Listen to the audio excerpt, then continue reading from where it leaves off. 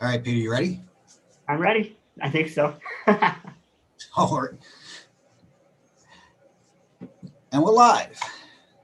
All right. I got to go through my little thing here first and click out Windows. Welcome. It's Tuesday night, gang. Everybody at Keep Rock Alive, YouTube. I think we kind of spread this one everywhere. I think we've even made it to Snapchat and Instagram. We are here with a young man that I am very happy to have with us. That a lot of people at our little Twitter account, KRA and KRA2, have gotten to know you a little bit, through your music and your playing, and but maybe not know the whole story about you. But I can tell you one thing: they love you. Very popular.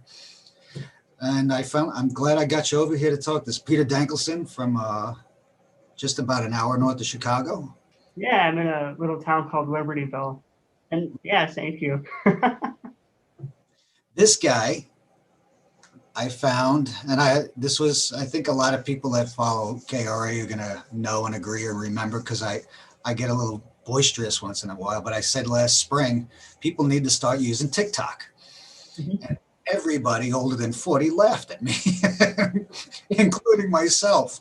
But I keep saying that the future of rock and roll is catching up to where the kids are today. And all these platforms, social medias, Snapchat, Instagram, stuff that I really don't use.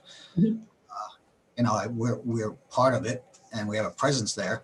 But I finally started going over there, and I started finding all these young kids playing drums, playing guitar, singing, doing these clips. I still didn't understand about it, and then, long story short, I found you, and you grabbed me, dude. I mean, immediately, for a list of reasons, and I just loved everything about you. The energy, I could see that just what the music, how happy it makes you. Mhm. And then I started to dig in, and I started posting some of them. I shouldn't say this. I was stealing your videos. I don't know if they were all downloadable, but I found a way around that. But I just admitted to cheating. It's all good. It's all But I good. said, you know what? One thing I've found out is you got to be able to let people see it instantly instead of clicking. Mhm. If Right. Yeah. I Yeah. just put over a link, they always go right by it. So I said, Right. well, if I have to take it down I'm still learning with the copyrights and stuff. But Yeah. they bottom line is they instantly loved you, and I was glad about it. And that's when I found you on Twitter, and Mhm. um, here we are. Yeah. So I mean, you're deep, man. There's a lot to talk about. Um, So if you want, you could. I could either lead you into it. We'll bring people up to speed on your story. you So know, it's funny that you were talking about TikTok earlier because when did I get on it? It was probably late February, I think. And it was kind of interesting too, because I guess we could kind of lead into it too. But basically, I was born with a rare condition called golden heart syndrome, and I've had to have, I've had 35 surgeries throughout my life. I've, had to undergo all this stuff. But we've also found, me and my mom, we found a way to kind of, it's a long story, but basically, I've done motivational speaking with middle schoolers for a long time, and it's through this, me and mom kind of created this company called Pete's Diary. And basically, when we were doing school assemblies, it's like, well, okay, kids are on TikTok now. Let's, start up a TikTok account and all that. Because, that's where, all the kids are spending a lot of time. So, like, okay, that would be kind of cool. And, it was just kind of started with some like, and if you see some of the earlier videos too, it's like older clips of me playing live at some things. And then there were some videos of me playing guitar at some school assemblies. But then, like, just for fun, I kind of started posting covers on there. Um, and just kind of unexpectedly, it just starts to take off. It's crazy how TikTok works. Because I mean, just the exposure and all that, just kind of how it's set up. It's really wild. yeah, I'm learning. My daughter is 15, and I was actually last was about a year ago. Right now, I took her down to the city to see the tree and stuff, and Mhm. her and her friend, and we're on the train, and they're on Snapchat and TikTok like nonstop. And I'm like, what are you doing? What are you doing? What are you doing? Stop. We're going to the city. You gotta. But she started talking about it. And that's what really got me thinking. And I said, well, how does it work? And I still don't know. She said, you got to use the right hashtags and the FYP. And Right. I'm like, what? I don't understand. Can't you just put music? Well, you can, but then nobody will watch or whatever. And I'm like, but it was funny. But I didn't know you were only on TikTok since this year then. Yeah, You're like over 200,000 followers, right? what was that?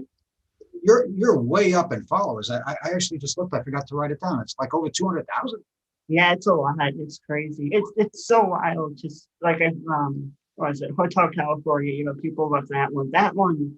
I mean, it's like some people say it blew up. It got like, geez, a couple million views. I mean, it was, yeah. Well, Yeah, it was I wild. don't know if all the collaborations, and we'll go into it a little more, further down the road, but those all happened this year as a result of that. Like with collaborations, you mean like some of like the duets I do on TikTok and all that? I'm saying you even well, I don't want to get too far ahead. Let's go back to February again.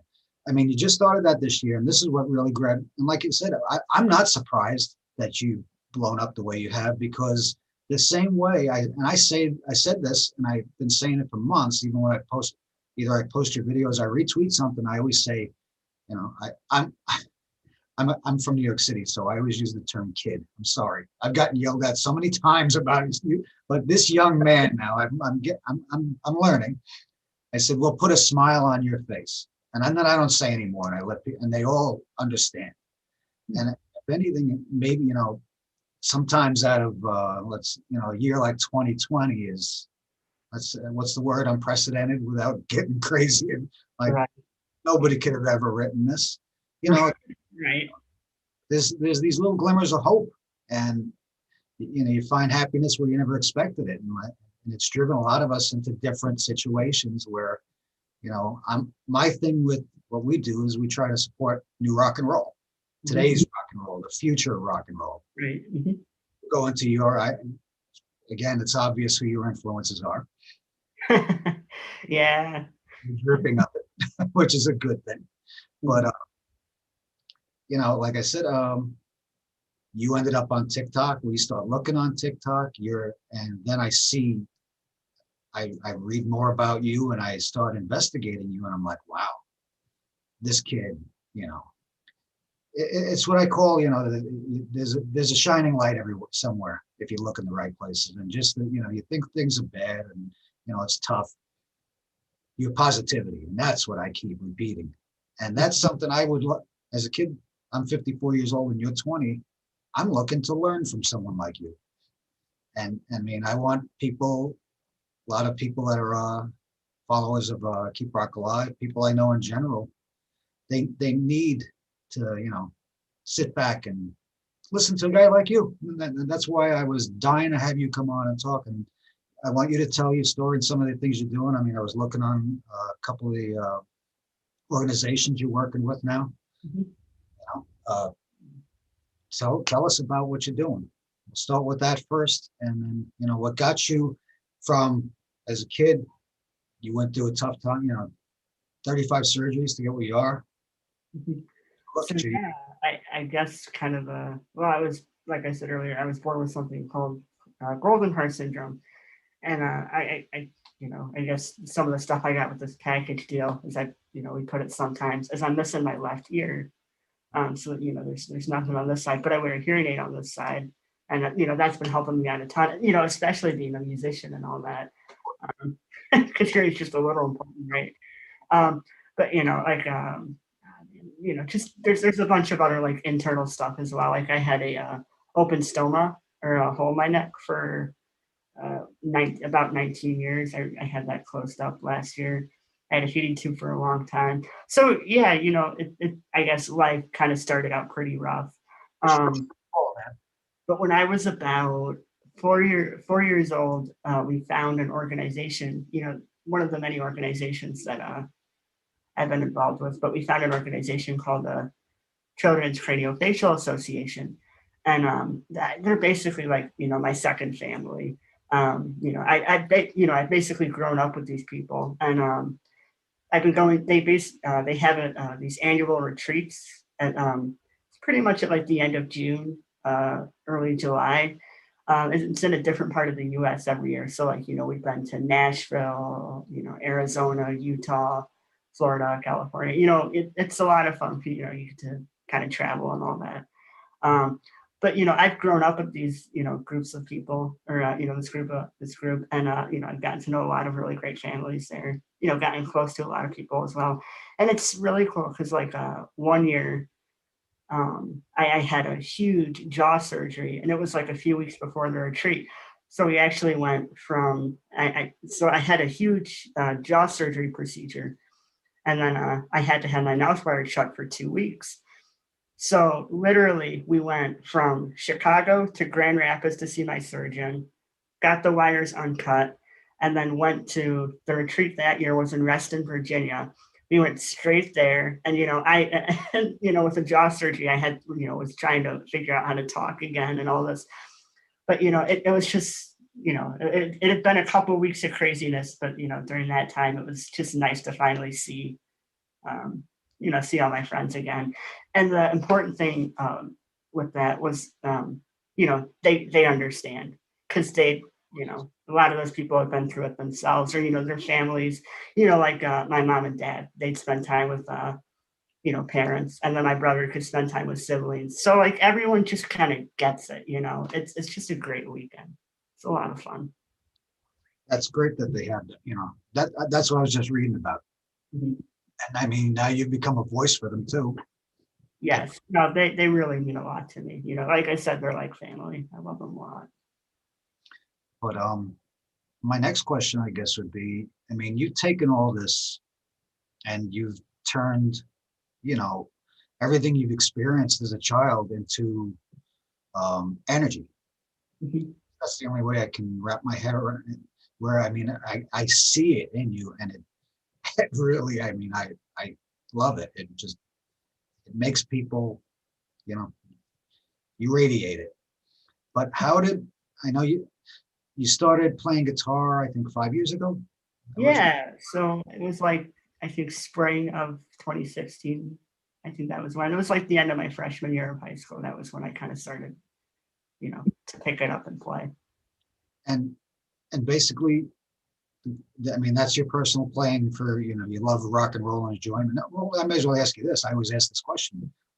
What got you into rock and roll? Is that mom and dad, or is that someone? That is an interesting story. It's fun because I can think of like now, I can think of all these kind of points in my life that kind of, you don't think about it at the time, but I definitely think that those were seeds that were planted. Like in the car, I can totally recall like, hearing Thunderstruck, or like, in the car, like I can remember like being in the car seat, kind of hearing Thunderstruck, that intro on the car and all that. And this is one particular memory that I have that I hadn't thought of. It kind of, I remembered it recently, but it's just kind of funny thinking about it now. I remember being in the car with my dad, and he just kind of had the, music was playing, and he said, "Oh, hey, check this out. I think you might like it." And this, I wasn't even like remotely interested in rock and roll at the time, and really kind of into music. But he's like, "Yeah, check it out. I think you'll get a kick out of this." He turns up the volume, and Eruption plays, and I can just totally remember, didn't really, care about music at the time, or really, just kind of listen to whatever was on. But that grabbed my attention immediately. It's like that's something special. That's something really cool. And I'm like, who is this? And he's like, his name's Eddie Van Halen. I'm like, huh, interesting. I can remember kind of going home, getting home and looking it up on YouTube and listening to it again and going, huh, that's pretty cool. You live that same moment that I guess countless rock and roll fans. I've heard that, it's the same type of story so many times, but it's so true, I mean, especially with something like that, I mean, that solo changed everything. So, I mean, it definitely, everybody had that moment. It's just funny that I can remember that moment before I was even interested in all this. You know, it's just kind of interesting thinking about it. So it's amazing how enduring that really is. And again, the power of rock and roll. And Absolutely. Yeah. that's what I'm leading to, is how you're sewing all this together now with the music. I still haven't been able to figure out yet, and I'm sure you're going to be able to tell me, is you took that and now is where you've merged, you know, your childhood and what you've grown up through and the music now. Is this all just recently now with the TikTok, or did you start to is this, let's say, your Pete's Diary? Mhm. Was that before the music? Oh, so like how did Pete's Diary kind of start up and all that? How did they, because they're all merged together now, but which kind of came first? Yeah, so yeah, that is kind of an interesting question. It's actually, this is kind of an interesting story, but Pete's Diary originally started because when I was born, you know, I had to spend, I think it was about like 100 days in the NICU, you know, the neonatal intensive care unit. Um, so I was there for, you know, for, like I said, 100 days. And, you know, this was in 2000, right? As mom, or this is, you know, what mom puts it as. But she said, you know, this was early, you know, this was 2000, right? So you couldn't just, you know, send out a post on, you know, Twitter or something like that and keep the family and friends updated. Mail and So what she did is she I guess, I don't know if it was letters or something, but somehow she got something out to everybody, and they were like diary entries. She kind of wrote them in my voice and kind of like, you know, to keep the family updated on what was going on with me. So like, you know, surprise arrival on October 7th and all that. And then, you know, oh, you know, this doctor came in today and I'm gonna have to get this board now, or, you know, can't go home yet, you know, like just updates and stuff. So that's kind of how that started. But I guess another thing too with Pete's Diary, a really interesting tie-in is when I was in, oh man, I don't remember the exact year the book came out, but kind of the early middle school, I think. So maybe about 2012, I want to say, um, the book Wonder came out.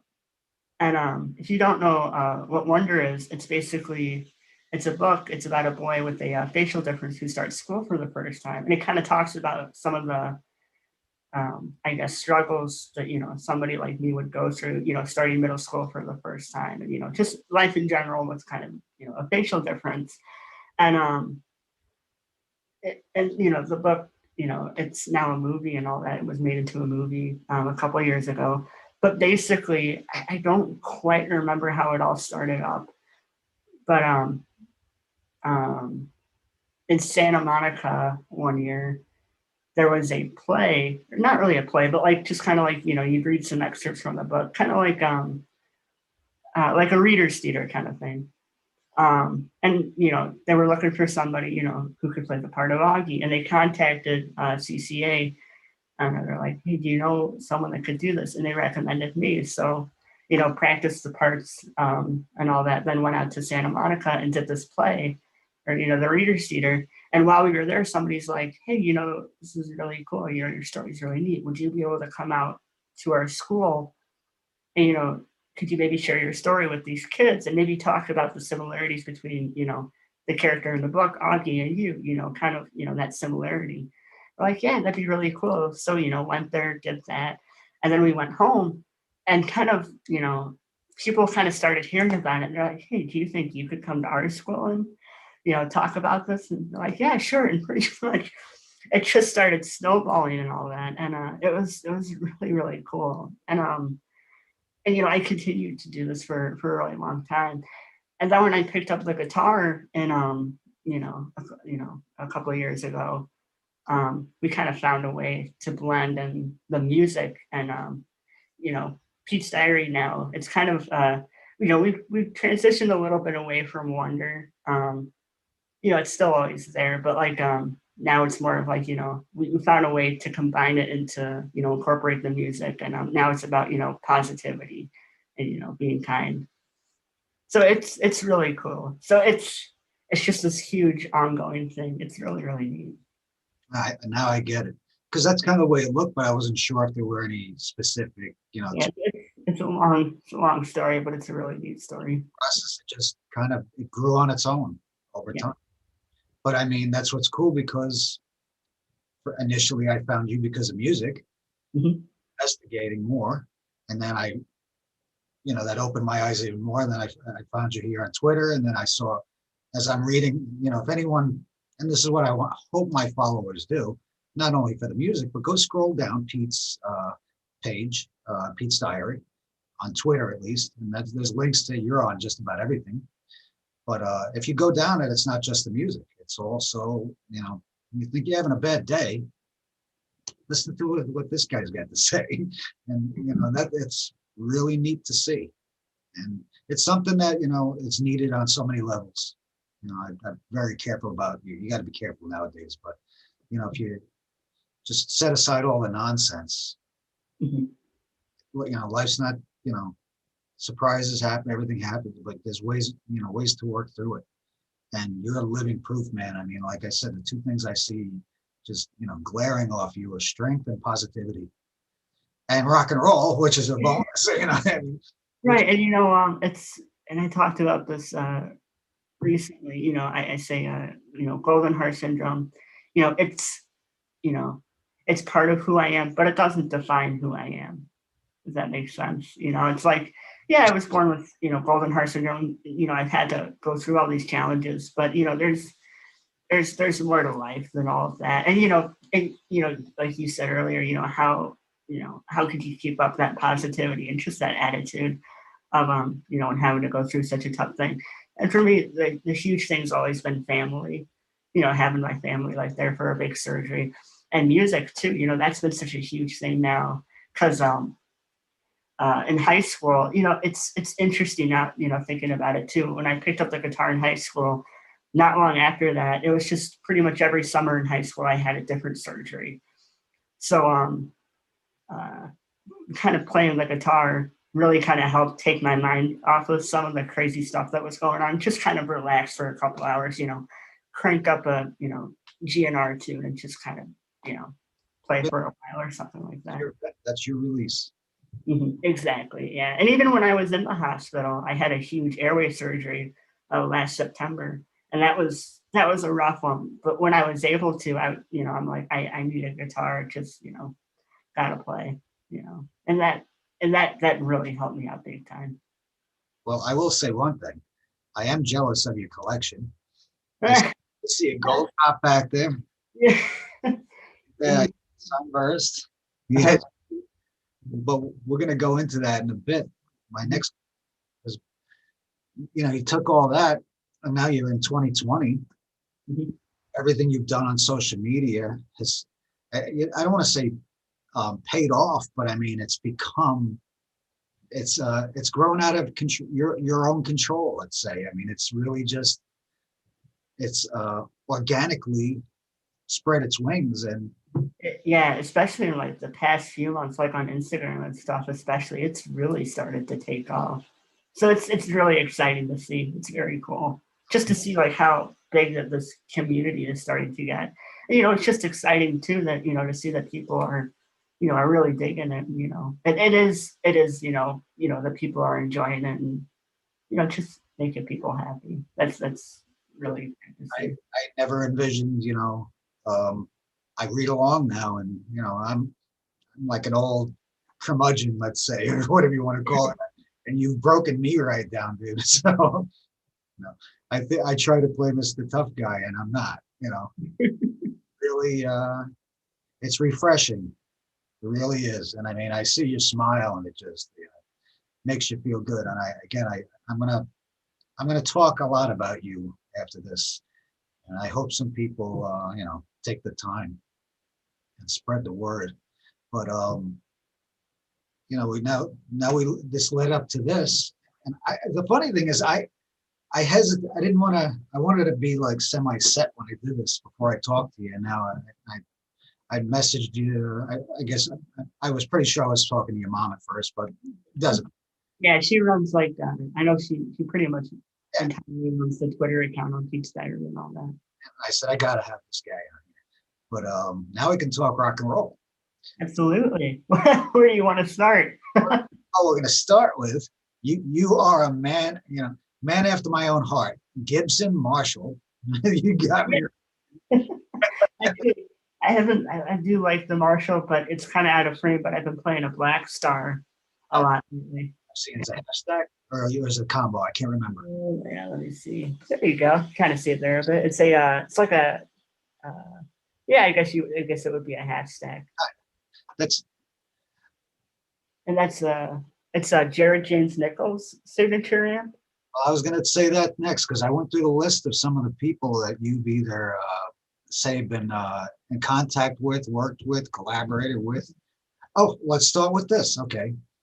The first, I forgot what it was, but obviously it was an AC/DC song that I posted first. Mm-hmm. You love AC/DC. Obviously, Angus Young has been a big influence on you. Music. Oh, yeah. He's really good. I think that's the one that people get the most because a lot of his habits and stuff, like, they just kind of naturally start to jump out now. I see it. It's like your left leg, especially. Yeah, I know that. Yeah. But yeah. With the like you said, you got the SG back there, mm-hmm. And let's see what else. All right. Well, let's leave. It was the 40th anniversary. Now you play. It was online streaming, right? I believe. Yep. Yeah. You were lined up with some pretty powerful people. I mean, I was lined up with some of my heroes. I mean, that was like, holy moly. And I have a pretty good relationship with a lot of the guys at Gibson, and I have them to thank for, helping me out. I mean, I have them to thank for even like considering me to be on this thing. So I was really, really excited about that. And oh man, that was something special. And what was the list of people again? Well, the big one, he was headlining, of course, but Slash, he's one of my biggest heroes. So that was very exciting, Because, and that I kind of, again, was in the middle of it. I saw what was happening with what you were doing. And then I think you posted something about it and I didn't get it right away. And then I'm like, wow. Yeah. And some of the other people that were on there too, they're I don't know. Snyder on there too. D. Snyder, was he on there also? I think he was. Yeah, if you watch the stream, I pop up. I think right after him. So that was very cool. And also Airborne.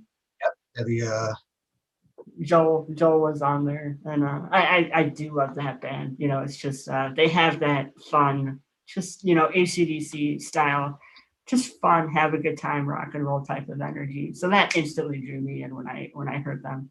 But let's see. And Jared James Nichols, he was hosting the thing, so that was very exciting because I wanted myself in the butt because I missed it. I don't know what the heck I was doing, but I actually missed it. But I caught I caught clips afterward, and I'm like, wow, good. And I was like, good for you. And the cool thing is they're starting to recognize things, and there's a little bit of a bridge between, let's say the past and today, and they put it all on one stage as much as you're going to get a stage this year. But that was really neat.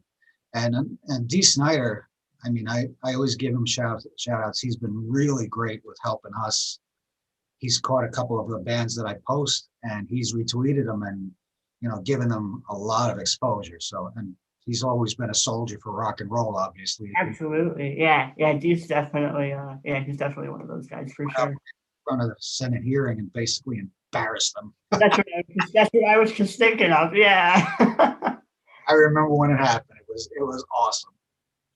He shows up and pulls out a piece of paper out of his back pocket. Who's this clown? Yeah, well, it's just funny because I mean, you look at it's been a long time since I've seen that video, but just he walks in there and he's everyone's in there in the suits and ties and all that. And he just walks in with the big, big hair. I get a kick out of it. I thought that was great. And he basically mopped the floor with him. Yeah. But you also you've met Norman, and you've been. Yeah, yeah. And these are all the things myself as a rock and roll fan. I mean, I'm a hack guitar player. I love the instruments. I just love to play. Never anything serious, but I mean, I've watched, seen what he does, and I mean, I can't imagine what it's like going through his inventory. Yeah, there's just a few really cool things there. No, that was a cool one too, because we were actually out in California at the time doing some school assemblies out there. And I'm like, hey, I was saying to mom one time, I'm like, hey, could we maybe try and take a trip down to Norman's? And, Norman's her guitars. And I told her about the store. I kind of found them on social media quite a few years ago, and I've been following them for a while. And I'm like, well, how close are we to Norman's her guitars? Could we possibly check it out? I was like, oh, we have a day, where we're not doing anything. Sure, why not? Let's go check it out. And that it was very cool. Norman and the gang there are awesome, and quite a really cool inventory too. To say the least. I'll take I'll take a pick out of his place. But something else I learned about you when we first logged on, and I was speaking with Mom, was and I noticed that flag behind you. A soft spot I have, and I found out you're a huge supporter of our military. Mhm. And you had quite an interesting experience with a couple Navy SEALs. Mhm. Yeah, so there's this organization called Global Genes, and let's see, I've been nominated for, what was the award? It was oh man, why am I drawing a blank on it? It was like, youth advocacy, that kind of thing. Champion of Hope. I knew it was going to come back. But it was Teen Champion of Hope. So, with all the motivational speaking I've been doing, and speaking to students and all that, I'd been nominated for this award, and I'd won. So that was really exciting. And they had this huge event out in California, and so I went to this really cool event, and I didn't know this at the time, but they said to Mom, who are some of Pete's heroes? Who does he really look up to? And this was like, I'd only been playing guitar for a few months, so I was kind of still finding my footing a bit. So not, I'm sure Angus wouldn't have flown to Australia. I think, Australia to California is a bit of a hike, but I do have a lot of respect and admiration for, the people in the military. And yeah, I was presented with this award by two Navy SEALs, and I was really moved by it because actually this is one of the really cool things about it to me is they recognized my little brother. They talked about how SEALs have a buddy system. No man gets left behind, and they kind of work that into with me and Jacob. Jake's my buddy. With all the stuff that we've been doing, and how the stuff that he's had to go through as a sibling to me, if that makes sense. With the hospital stays and all the medical stuff. It's hard on him too. So that it was really cool, and they gave me that flag at the end of the event, and I have it up there proudly. I love it. No, that's awesome. I mean, again, just another thing.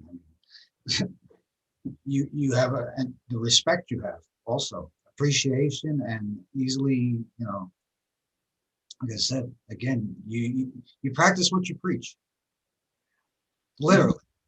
Yeah. I mean that, no BSing, as we say over here. No, and I think that's one of the reasons people are like, how people are kind of say like, man, stuff has been growing kind of so much recently with you, with the social media stuff. And they're like, I wonder, I know, like, well, it does kind of come, it does come down to honesty, just be upfront with people, like you said, don't BS it, don't try to hide anything, just be upfront with people. And I think that is what really kind of attracts people to, that just, be honest. That's You really do it. It's like it's like getting someone shining light on you. You can see it right in your eyes. Amazing. But one other thing I wanted to bring up is now also your own music. Yeah, yeah. Just released a song. Now that's your first one, correct? It's Like, my first song. Yeah, the and one of many. perfect. And if once people get to know you and they see listen to the song and hear the name "Can't Stop Staring," I mean, it's absolutely perfect. And you did a great job. I missed the debut like I always do, but Oh, it's all good. I mean, I was kind of dropping some hints a little bit. Not a lot of people picked up on it, but then, I was up at midnight all excited, and I'm like, okay, first of all, I hadn't released a song before, so we're like, did it actually post? I'm like, I was thinking, oh, it would be fun to promote it and stuff, but I'm like, I never released a tune before, so I'm like, is it even going to upload right? So that, it was like, fingers crossed this thing actually works. And so I checked everything, checked Apple Music, YouTube, and all that. And I'm like, it's there. Okay, let's, I had, of course, I was all excited and had the drafts saved. And I'm like, post, post, post, Instagram, Twitter, Facebook, let's go. I was very excited about it. but great job.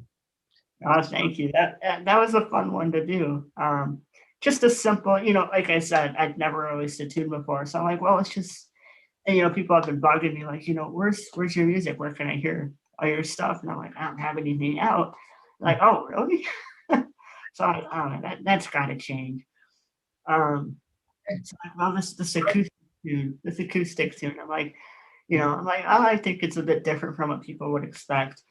But at the same time, if you're any type of music lover, then that blues and rock and roll, two sides of the same coin. Absolutely. So I'm like, I think it still works. Yeah.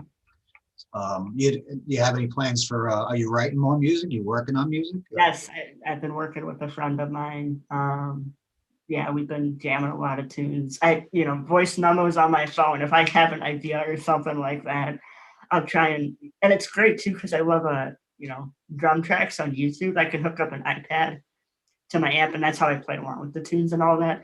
You can just kind of hop on YouTube and pull up a drum track of like a beat or something, or you can find the right tempo for what you're thinking of, and just kind of jam along with it and see if it works. And I'm like, okay, we'll take this and I'll send this to my friend and see what he thinks about it. And then when we do get together, we'll kind of jam it a little bit and just kind of see how it works and all that. But we have been jamming some tunes, and I really want to get this one tune recorded really soon because I've been having a lot of fun with it. I guess this one's got it. Well, I heard drums. This is a little bit of a rocker. Oh, absolutely. No, this is definitely it's definitely a really cool rocker. Yeah. It's a fun one. Perfect. Mm-hmm. You live in a good era right now because older guys like me, we still have we flash back to the old days when I grew up. But the tools you have at your disposal, like you just said, and I do it now too when I'm because can't always be playing in a band or whatever. Especially now, but they backing tracks, drum loops. You can play guitar to the bands you love now. You just right, and now you're the guitarist. It's right. I mean, I've been having, and it's just been great because, like I said, I play tunes through the amp all the time. So the guitar and the music are coming out of the same speaker, and that's just been a ton of fun. Just kind of okay, I want to play this AC/DC tune, press play, jam along with it, and then adjust the volume a bit, and then you're ready to go. It's a lot of fun. Cool. Sometimes you got to stop playing and say, "Is that really me playing?" And all of a sudden, there's no guitar, and it is you playing. Yeah. That's another thing. You're playing. I haven't even really talked about your playing. You've got a natural. You're a blues guy. Yes. Yeah. Down inside, I can hear it in you that you've got the natural blues groove in you. That's, yeah, definitely. Like, I mean, like my influences, Angus Slash, Page, and like a lot of the blues guys, like SRV, Gary Moore is a big one. Joe Bonamassa. I've always, I've always loved blues. But I've always loved like the more kind of rocked up side of blues. Or, I love every side of the blues and rock spectrum. But to me, the stuff that I've always, really started to dig a lot is, like I said, guys like Gary Moore and Joe Bonamassa. It's blues, but it's that rock and roll, aggressive kind of blues. And that's really cool to see, because I keep repeating this again. I don't know how much you've seen what, goes on now, let's say in rock and roll today. That makes, there's still a little bit of a hesitance by, say, older fans to listen to Yeah. rock and roll. So you're aware of that, I guess. And I always say, just listen to these kids. They're really just us from back then going through their teenage years now. Mhm. Not much different. Like there's a, Listen to yeah, there's a new rock and roll band that I discovered last year, 30 Honey. Oh yeah, yep. Yeah, I found out, I just kind of seen like, oh, they've been opening up for GNR, Alter Bridge, Slash. I'm like, okay, they've been opening up for quite a few big names. I haven't heard any of their stuff. I'm like, let's hear it. First song on the EP, When I'm Gone. Okay, hit play. The guitar riff instantly grabs me, and I'm like, I'm in. Like you could feel the intent. I think that was kind of the big thing. You could feel it. I'm like, this is like, the marriage of everything that I love. It's got that AC/DC, GNR, Aerosmithy kind of thing going. And I'm like, I'm all for it. This is great. Tyler Bryan and the Shakedown too. There's so many great new rock and roll bands. and just got to talk about them. Mhm. Get them heard, because the same way that your reaction was the same reaction I had to Dirty Honey. I think at the same time last year, Mhm. guy that I just interviewed, a friend of mine, um, who sent it to me on Facebook, says, "Listen to these guys." Mhm. And I'm like, what rock have I been under? Because how the heck did I not hear them before? Mhm. But that's the problem.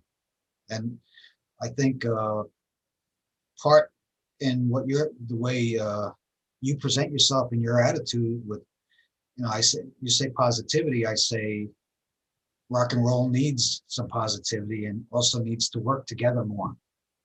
Mhm. And it's starting to happen. The last 2 years, I've really started to see it's gaining some steam and snowball. And we got smacked in the face with 2020. But Right. the playing field is level, because everybody got smacked in the face with 2020. So Right. Yeah. Yeah. it is, Everyone's in the same boat in this one. but hopefully we come back with a vengeance next year when this all blows over and we can. Well, to me, I'm like, well, okay, this stinks, but I'm like, man, whenever this blows over, there's going to be, a ton of great new music coming out. Because I mean, that's what everyone's been doing. They've been working on albums or EPs or whatever, and now they just got to get ready to tour. Or who knows? Maybe they'll be cooking up a new one. I mean, like AC/DC. I mean, it was kind of like when I picked up the guitar, they were just finishing the Rocker Bus tour. And, it was kind of like, well, what's going to happen with them now? Because when they finished up that tour, it was pretty much just Angus was the last man standing. And then, it had been a rough couple of years after that with losing Malcolm and all that. And it's like, what's going to happen now?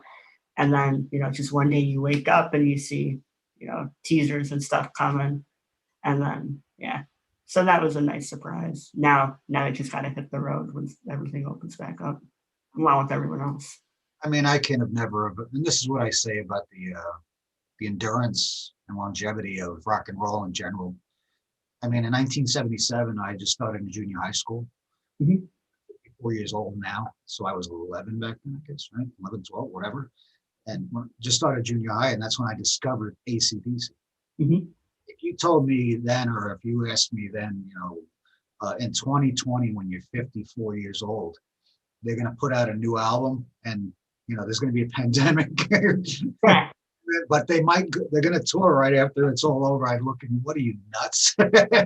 There's no way they're going to be. I don't even know if I'm going to. But to see that these guys, rock and roll always survives, man.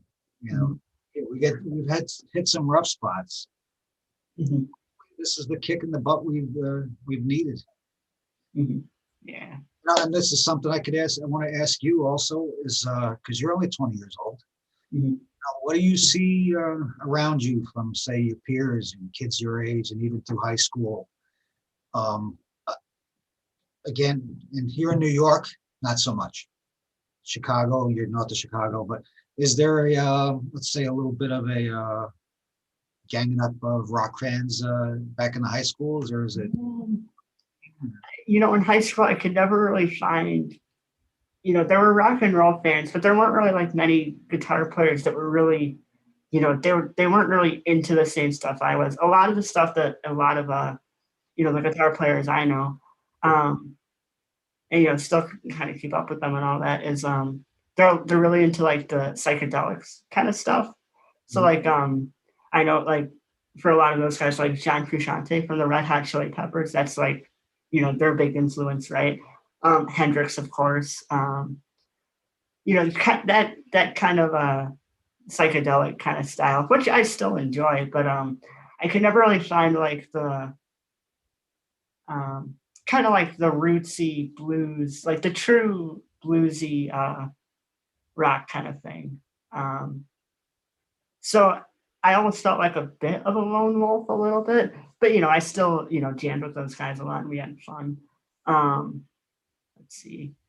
But another thing too is there's a franchise called School of Rock, and they it was about a year after I picked up the guitar. They opened up one like not even 5 minutes from my house, and I've been going there for years, and we played together. We did like all these fun tunes, and we got to go to Milwaukee in summer and play at the rave. There was like a big event with Schools of Rock. They fly in from all over to Milwaukee, and we have this huge weekend at like the rave. We play a set and then watch everybody else play, and then we'd hit one of the main stages during the day, and it was just a great weekend of music and getting to hang out and meet new people, and just watching everybody play. It was a lot of fun. That's real cool that they do that. And you say rock and roll is underground, but I mean, there's a lot going on. Oh, absolutely, yeah. It's like there's tons of great new rock and roll out there. You just really got to try and find it. But like I said, man, I appreciate you coming on. I'm going to ask you, just I don't want to keep you too long, so I'll ask you one more question. It's I've got these little basic questions I ask. Yeah. I don't think this one's going to throw you for a loop. I might have to ask you for 3 people instead of 1 because I think I know the answer. but if you could right now put together your dream collaboration for a song, so let's say to write a song, doesn't matter living or gone, who would? Let's see. That's a tough one. Well, I guess guitars right off the bat. It'd be really fun. Malcolm Young and Slash. I think that would be an interesting dynamic there. Let's see, who do we have on drums? Let's see. What if it's something crazy? What if we had Bonham on drums? And then on bass, let's see. Who do we have on bass? Let's see. Duff McKagan. I think that would be an interesting, loop right there already. Oh man, who would be on vocals? That's already a crazy instrumental lineup all by itself. Now, who would round it out? Let's see, who could we picture? Have to be someone. You know what? Steven Tyler. That would be a crazy lineup. That would just be pure chaos, and I'd love to see it. Exactly. Well, I just found our first clip I'm going to release tomorrow out of this conversation, and I'm going to tag all those, well, everyone that's still around at least. But that would be interesting. Like you said, a crazy, chaotic, interesting. You could hear it. Good work. And that's why I knew it. I wanted to have you here and there. That was the cherry on the sundae for this conversation. All right, dude. But I'm not going to keep you too long. I really appreciate you coming on. I hope people listen to what you had to say. Love what you're doing, man. And I tell you what, I didn't even know it's only been, what, 7, 8 months, whatever the heck it is that this is, you're just, we're only seeing the tip of the iceberg with you. I know it's very crazy. It's crazy, but it's exciting to see how, what's going to happen next, what's going to continue to happen. It's chaotic, but it's fun. I I think that's the best. I had a guess. If I asked you at this time next year if you could come on, you're not going to have the time, and you could be anywhere around the world. I really see that happening for you. Oh man, I mean, I'd be happy to be anywhere. Hopefully, stuff is opened back up, and That's what I mean. I got a feeling it's going to be like the floodgates open for you, because once you're able to really take what you're doing anywhere, the calls are going to be, you're not going to be able to keep up with it. who knows what's going to happen. Well, we really don't. But when things do start to settle down, you're going to be plenty busy. Yes, and I'm looking forward to it. It's like I've been cooped up at home practicing for too long. It's time to put that practice to use. I'm ready That's to right. Practice, practice, practice. Mhm. What they say, what do they say? What you do in practice, you do on stage. So It's time to put it on stage. we just need a stage. Exactly. Yeah. All right, Peter. But I appreciate it, dude. And tell again, thank you, Mom, your dad, everybody, your little bro. I'm sorry, I didn't even know you had a little brother. I don't know how I missed that in bio, but Oh, good. Yeah, his name's Jacob. He's hey, trouble. thank you to everybody. We're gonna keep following you, watching you, and just watching you grow. It's awesome. Really, Thank you for having me on here. This was great. I appreciate it, dude. So thank you, thank everybody else. I hope our people watch. I'm gonna spread the word, spread some clips. I'm just gonna sign off with be good. Oh, Merry Christmas, Happy New Year to everybody, Happy Hanukkah, all of the above. Happy holidays. Happy holidays. Catch you next time. All right, I'll message you in a bit. Take care.